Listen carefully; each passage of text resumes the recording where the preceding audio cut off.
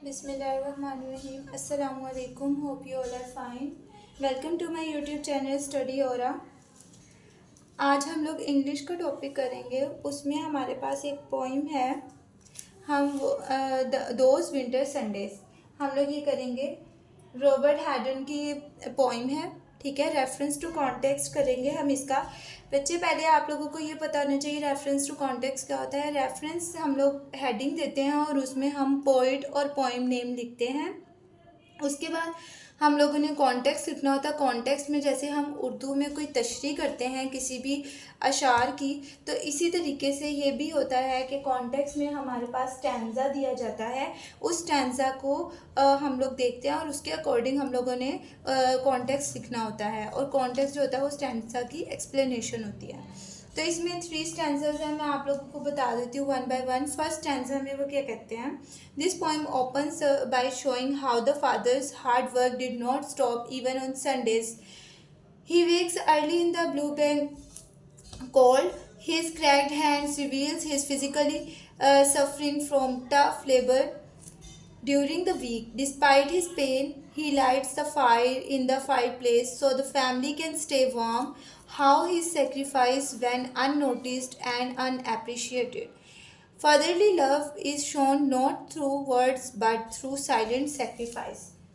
अब स्टैंजा 1 में क्या बात की गई है, वो यही कहते हैं कि इस पोइम में यही बताया गया कि एक पोइट अपने फादर की जैसे बात करता है। वो कहता है कि फादर जो है वो बहुत हार्ड वर्क होते हैं, ठीक है।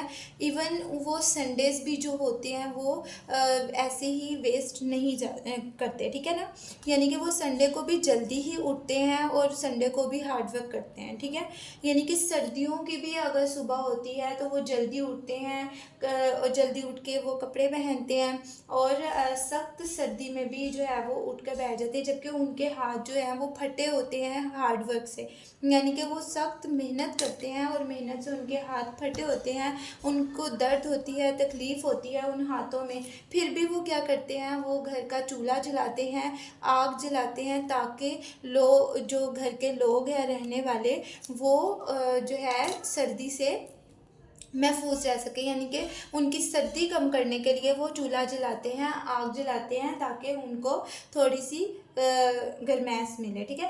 इसी तरीके से वो आगे बात करते हैं कि लेकिन फिर भी जो है हम लोग उनकी कुर्बानियों का उन्हें सिला नहीं देते, उनको हम अप्रिशिएट नहीं करते, ठीक है, उनका हम शुक्रिया अदा नहीं करते, ठीक है। फिर वो कहते हैं स्टैंजा 2 की बात होती है, तो स्टैंजा 2 में आप ये पढ़ लेना। स्टैंजा 2 में यही कहा गया है कि वो शायद कहते हैं कि वो जब वो जागता है तो उसे आग जलने की आवाज़ सुनाई देती है कि उसके फादर ने उसके लिए पहले से ही कमरा जो है वो गर्म कर रखा है, ठीक है, ताकि वो आराम से जो है रह सके, ठीक है, उसको ज़्यादा सर्दी ना लगे।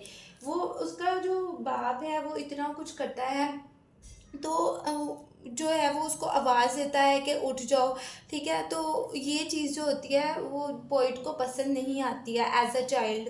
यानी कि क्या होता है कि हम लोग भी घरों में अगर हम लोग सो रहे हो और हमारे पेरेंट्स अगर हमें जल्दी उठाने की कोशिश करें तो हमें ये बात अच्छी नहीं लगती, लेकिन जो ये सख्तियाँ होती हैं ये हमारी भलाई के लिए होती हैं, ठीक है। तो इसी तरीके से उस वक्त तो शायर को जो है ये बातें उस पोइट को ये अच्छी नहीं लगती हैं, क्योंकि उसको लगता है कि घर का माहौल बहुत सख्त है। यानी कि वैसे तो जिस्मानी तौर पे तो वो गर्म हो जाएगा, लेकिन घर का माहौल जो है वो बहुत सख्त ठंडा है, सख्त जो है गुस्से वाला माहौल है, क्रोनिक एंगर्स इसी को कहा गया है, ठीक है।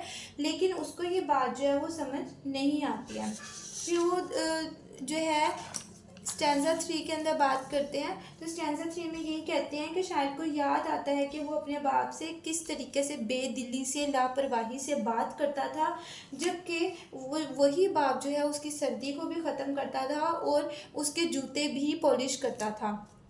और वो इतनी मोहब्बत से उसके जूते पॉलिश करता था, लेकिन जो है उसको ये सारी बातें उस वक्त समझ नहीं आती थी। लेकिन जब वो बड़ा हुआ तो उसको समझ आई कि जो है बाप कितने मोहब्बत करने वाली शख्सियत होता है, और वो यही कहता है कि मुझे मालूम नहीं था, मुझे क्या मालूम कि मोहब्बत के पीछे यानी इतनी सख्ती और खामोशी के पीछे, इतनी कुर्बानियों के पीछे एक बाप की बहुत मोहब्बत छुपी होती है, जो वैसे तो हमें नज़र नहीं आती, लेकिन जब हम बड़े होते हैं और इसको रियलाइज़ करें तो हमें समझ आती है कि हमारे फादर, हमारे पेरेंट्स हमसे कितनी मोहब्बत करते हैं और वो कितना हार्ड वर्क होते हैं हमारे लिए, और सारी मेहनतें हमारी वजह से ही करते हैं। ठीक है, ये इस पोइम का थीम है और आप इसको रेफरेंस टू कॉन्टेक्स्ट अटेम्प्ट कर सकते हैं पेपर में। ओके, अल्लाह हाफिज़।